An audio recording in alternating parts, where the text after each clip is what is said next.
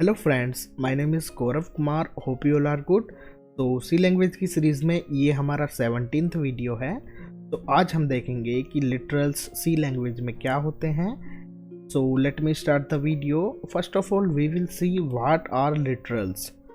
तो literals are the constant values assigned to the constant variables.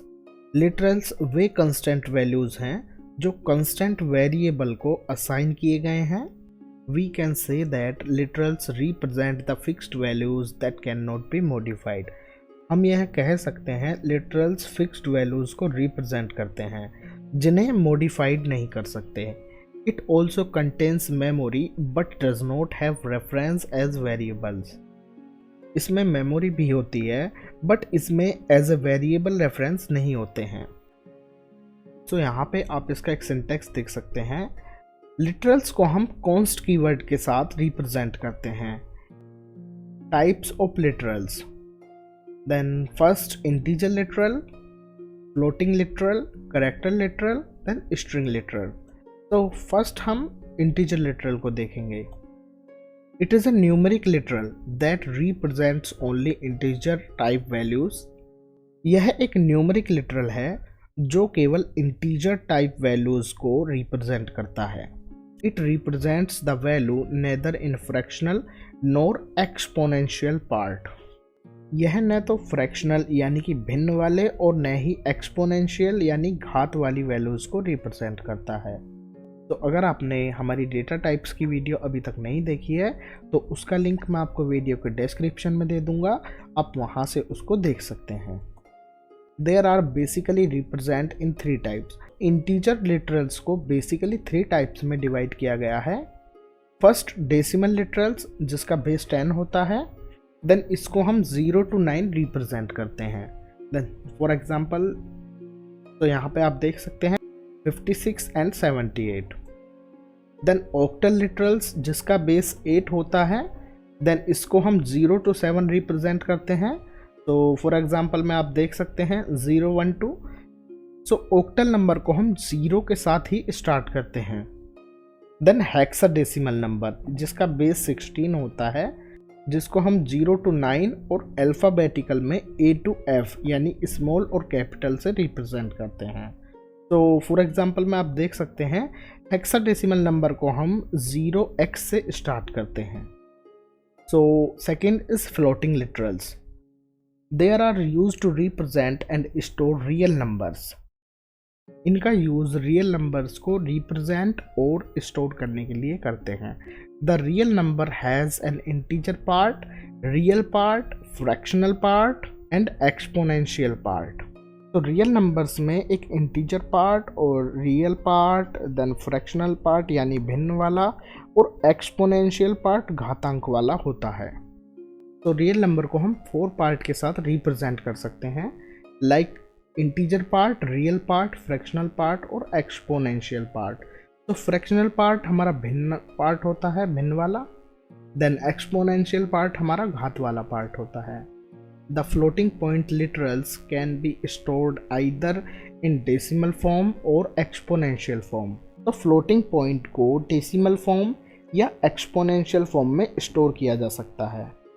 While representing the floating point decimals, one must keep 2 things in mind to produce valid literals. Floating point decimal को represent करते समय valid literals produce करने के लिए 2 चीज़ों का ध्यान रखना चाहिए। In the decimal form, one must include the decimal point, exponent part or both. Otherwise, it will lead to an error. तो डेसिमल फॉर्म में किसी को डेसिमल पॉइंट, एक्सपोनेंट पार्ट या दोनों को शामिल करना चाहिए, अदरवाइज एरर लीड होगा। And second, in the exponential form one must include the integer part, fractional part और both, otherwise it will lead to an error. तो एक्सपोनेंशियल फॉर्म में किसी इंटीजर पार्ट, फ्रैक्शनल पार्ट या दोनों को शामिल करना चाहिए, अदरवाइज एरर जनरेट होगा। Then valid floating literals. तो यहाँ पे आप वैलिड फ्लोटिंग लिटरल्स को देख सकते हैं। देन इनवैलिड फ्लोटिंग लिटरल्स, तो यहाँ पे आप इनवैलिड फ्लोटिंग लिटरल्स को भी देख सकते हैं। So next is character literals. A character literals contains a single character enclosed within single quote. एक करेक्टर लिटरल्स में सिंगल कोट के अंदर एक सिंगल करेक्टर होता है. If multiple characters are assigned to the variable then we need to create character array. यदि variable में एक से अधिक करेक्टर असाइन किए जाने हैं तो हमें एक करेक्टर एरे क्रिएट करना पड़ेगा.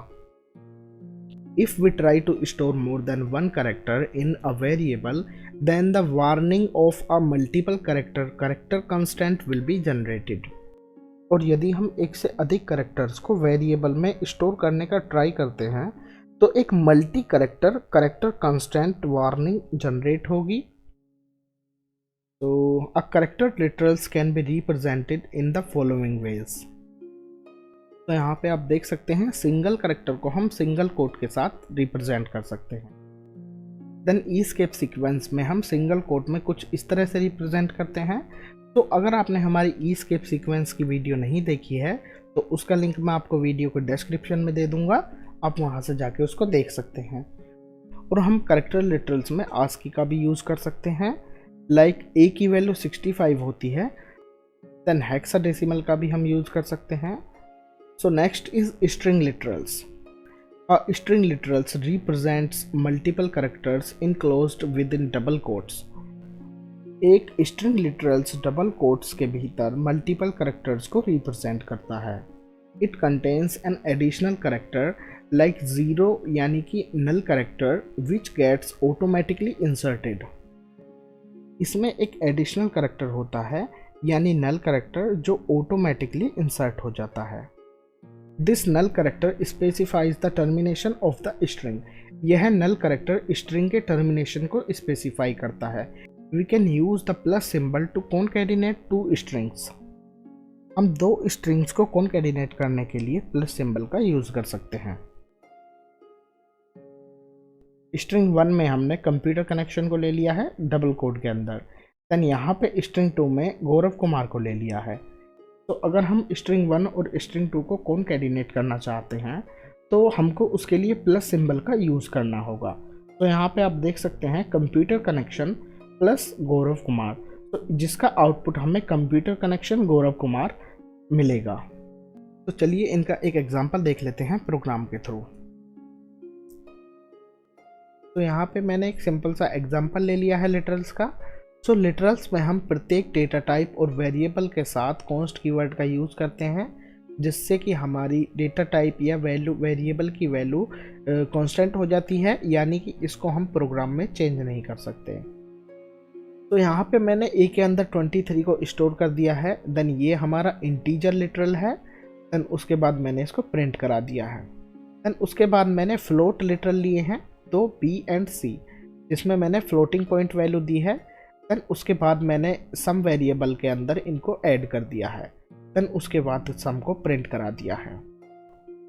देन उसके बाद मैंने एक करेक्टर लिटरल लिया है. देन उसमें डी के अंदर मैंने ए करेक्टर को स्टोर कराया है. देन उसके बाद मैंने डी को प्रिंट करा दिया है. तो चलिए पहले प्रोग्राम को रन कर लेते हैं.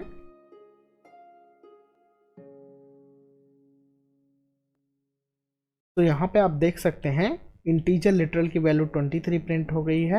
देन फ्लोट लिटरल की वैल्यू ऐड होके प्रिंट हो गई है. फ्लोट डेटा टाइप में पॉइंट के बाद हमारी 6 डिजिट प्रिंट होती है. देन उसके बाद मैंने करेक्टर यानी डी के अंदर ए को स्टोर किया था तो वो यहाँ पे प्रिंट हो गया है. तो अगर हम डी के अंदर 2 करेक्टर देते हैं तो चलिए देखते हैं हमको क्या वार्निंग शो होगी. उसके बाद हम प्रोग्राम को रन करते हैं. तो यहाँ पे आप देख सकते हैं मल्टी करेक्टर कांस्टेंट वार्निंग हमको शो हो गई है. तो that's all about the literals in C programming. तो अगर आपको वीडियो अच्छी लगी हो तो वीडियो को लाइक करें और चैनल को सब्सक्राइब करें, क्योंकि हमारे चैनल पर विंडोज़ प्रॉब्लम और कंप्यूटर प्रोग्रामिंग से रिलेटेड वीडियो अपलोड की जाती हैं. तो थैंक्स फॉर वॉचिंग.